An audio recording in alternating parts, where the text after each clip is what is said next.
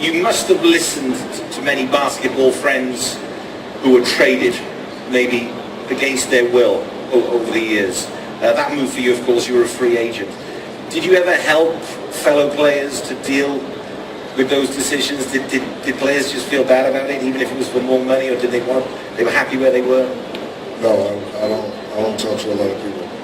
I only talk to friends. You talk to millions. You talk to 8 million people every day. I do, but I don't. No, I've never had that conversation with another player. It's just part of the business. We know the business. We expect it, and we just have to handle it. Okay, life of an NBA player. Is it much different now than it was 10, 15 years ago? For me, it was easy. I learned to make it easy. We had practice at 10. So I live close to the arena, so I wake up at 9, eat breakfast, leave the house at 9:30, get to the arena at 9:45, practice. Then you have the rest of the day for yourself. And then on game day, shoot around from 10 to 11. After that, sleep from about 12 to 4, eat, and go play. So it was an easy, fun life. It's interesting. Not everybody finds that sort of lifestyle easy, though. I did. It's easy. You enjoyed it. What bothered you most of all during your career? What got you down? Was it the injuries? Was it you had a problem with your toe became a sort of issue? I wouldn't say it got me down. Just something that you just have to overcome and just work through it. I'm definitely blessed. Anybody that can play a sport for a living and make a lot of money, you have to be blessed. So I'm the type I don't really complain about anything. If you see where I've come from, a little town called New Jersey, where we didn't have a lot, tonight I have a lot. I don't complain about anything. If I had all over do again, I probably would wish I didn't miss as many games as I did. But when you're injured, you're injured. And Uncle Jerome is falling asleep right now. The jet lag is getting to them. Jet lag.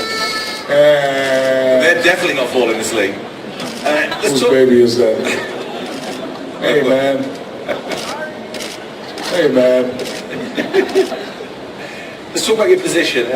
Position of centre, occupied by great names, including yourself, of course, David Robinson, Hakeem Olajuwon, Kareem Abdul-Jabbar, Alonzo Mourning, not quite as big as you, 6'10" or whatever, but the rest, all members of the 7-foot club plus. Will we continue to see big men dominating that position, or do you think the game might change a little, or is it changing? The game is changing. Most centers now becoming pick and roll centers. There will never be another Will Chamberlain or myself. There will be another Bill Russell. There will be another Patrick Alonzo. Game is very, very different now. Is it better, or does that sort of upset you a little bit? It doesn't upset me, but it's not better. I mean, I was hoping it would be better. When Michael left, and he left it to me and all those guys, I tried to still keep the game exciting and make it better. The kids love it. They love LeBron. He's holding it down, and KD and all that. But as far as big men, there's really no exciting big men anymore. But you working as your job as a commentator, and you've got your own show as well on the NBA. Did you still enjoy it as much when you're commentating on it, even though it's changing? It's different. It's taken me a while to get adjusted to it, but I'm from the old school, and I know how centers are supposed to play, or they played before me, so I would still like them to play that way. But a lot of guys just don't want to. Now we see more international players in the NBA now. Is that essential in helping to globalise the game even more? I mean, it's already massive. We see, in the hotel you're staying in, whether the Chinese or Philippines, they all know you, they all recognise you, and not just because of movies or music, but because of basketball. The game is global, but we're seeing more and more international players. I think when you talk about the top 20 NBA players, 5 or 6 are international. And, it's a great thing for the sport. And because of telecommunications, I'm known all over the world. I see a kid over there with the Laker jerseys on. I would never imagine that 10, 15 years ago. But there's a lot of great athletes from all over the world and a lot of great players. You got to think of Dirk and Ginobili and Ricky Rubio. They're like some of the top players in the game. Would you like to see, I mean, I know you've already told us you'd like to bring your team here pre-season and eventually maybe for a season game. Would you like to see more games, season games, in different parts of the world? Is it good for the game? Is it good for the fans? I would like to see that. You know, it's good for the fans over here. You know, because they don't get that experience to see LeBron or Kevin Durant. So yeah, I would like to see it. Either exhibition style or preseason style, or whether it's a tournament or an NBA team, there's a FIBA team, whatever. Hang on a second, what's happening here? Oh, the old tie. The old tie's on the wrong. Okay. Let's move on to one of your old teams, Miami Heat. Now they're aiming, of course, to win the 3 in a row. Something that you did. How tough is it to keep that winning streak going over 3 seasons like that, where every single thing has just got to fall into place? You have to be lucky, first of all. Second of all, everyone has to be healthy, and then you just have to believe. Right now, it's kind of mixed up in the East on who the best team is. Actually, Indiana's the best team. They're Miami, they're Chicago, but it's going to be very difficult to win 3. You know, last year, if Leonard from the Spurs would have hit 1 free throw, you know, they wouldn't be the champions. So, you know, little things, little factors like that could determine whether you 3-peat or not. Was that the best finals you've ever seen? Which is a tough one because you've been in them yourself. Of course not. but it was a great final. There's no doubt about that. Okay, it was okay. Which was the greatest final? All 4 that I was at. Do you have a particular favorite? My favorite was probably against the 76ers. We played against Iverson and the Kemba. So it was Kobe against Iverson and me versus the Kemba. That actually that year we set an NBA record. Our goal was to go 16-0. Well, Iverson had that monster first game where he hit 50. So we were 15-1. And I don't think that record will ever be broken or tied.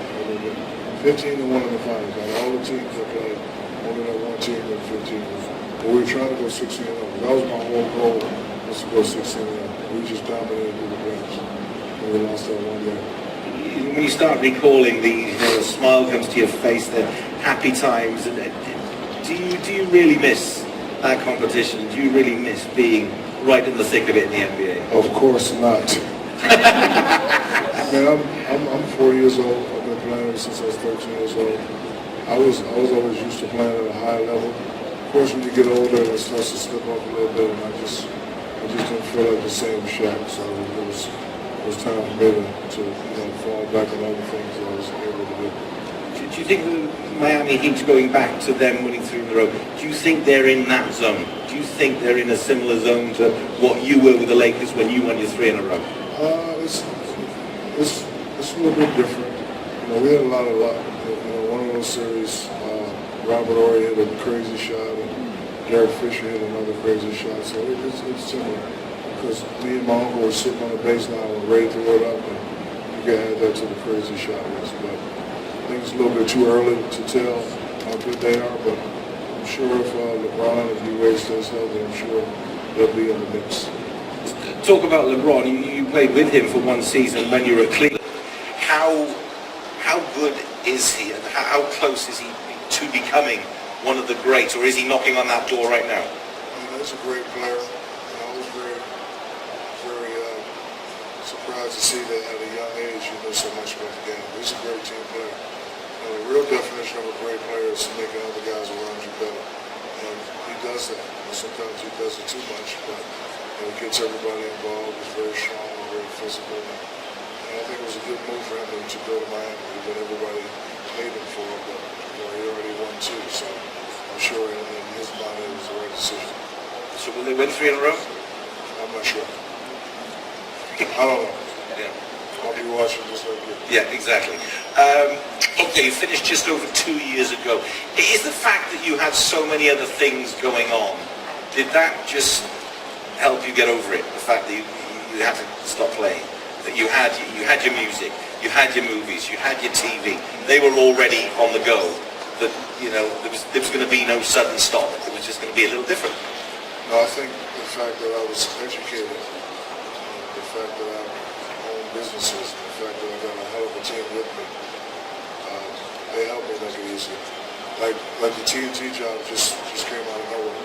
I actually didn't have it. I actually was going to take a year off and just travel and party and do those things, but the TNT made me an offer I couldn't refuse, so I was able to go back to work. And now we got the soda shacks and the Buick deal, and I got books and movies and 24-hour fitness, Five Guys, Firehouse Sound. So we got a lot of stuff going on.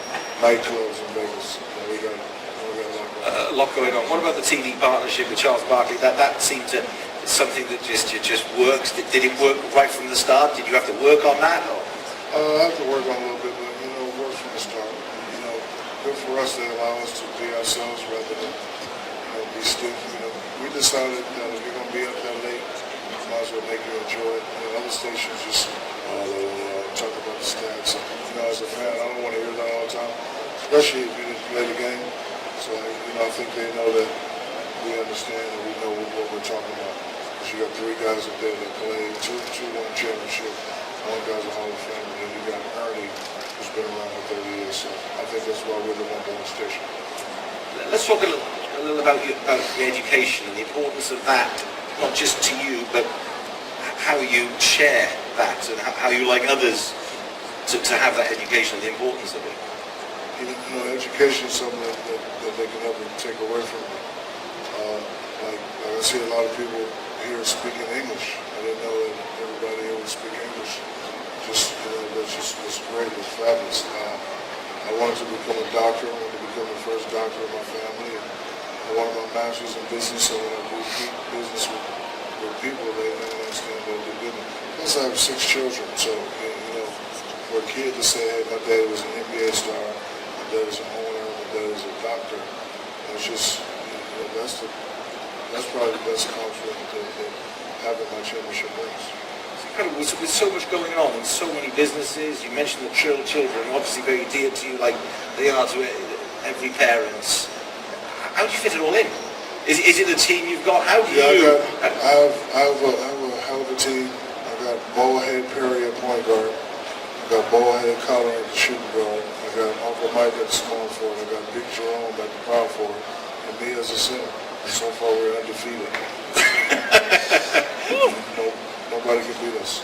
But they do most of the work. I know I get a lot of credit, but I couldn't do it without those 4 guys. But your profile is so high, your personality is so big, that is worth its weight in gold for any business venture, which is why they all work. You are the center, yes. The linchpin. That's right. Now, does retirement, I figure, doesn't even come on to the Shacometer, does it? No, I'm a young, sexy guy. I got about 50 years left, so my dream, true story, my dream was to buy an old folks home and move myself in at 90. I'm already looking at one. I'm going to gut out the whole top floor.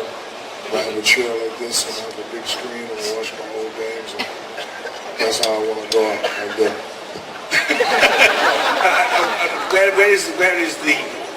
Is it called the retirement shack? No, it'll be O'Neal retirement home. Probably be somewhere on the beach, high rise, and East, West Coast? East Coast. Close to back where you're from. I have the water, I have a big screen, I have a young hot nurse. It's gonna be nice. And Jimmy, where do we go from that? Well, it's going to be a long time, as you say, 90. So you got a good 40 odd years. Yes, 50 more years. Before that happens, who would be a business partner for that? By myself. By yourself. Yeah. All right. No, probably me and Uncle Jerome. You're moving it together. Yeah. So what's next for this coming season? Then let's turn it back round and come full circle to the Sacramento Kings. Well, what is with any business, you have a short-term plan, you have a mid-term plan, and you have a long-term plan. You've got to look at it like that. There's no point trying to run before you can walk. So right. What's the deal? Our long-term plan is to get the product, an exciting product. I think in the next 2 years, we put $1 billion into downtown Sacramento. We're renovating. We will have the best arena in the world by far, technology-wise. So, during the free agency time, we're going to try to get a couple of players and, let them see how exciting it is and get a couple of guys to come to the city. And, we just got to put together a product that, people want to see. When I played and people spent their hard-earned money to come to the game, I wanted to give them a show, whether it was playing mean, whether it was diving in the stands, whether it was playing with a little kid. I just wanted to give you a show.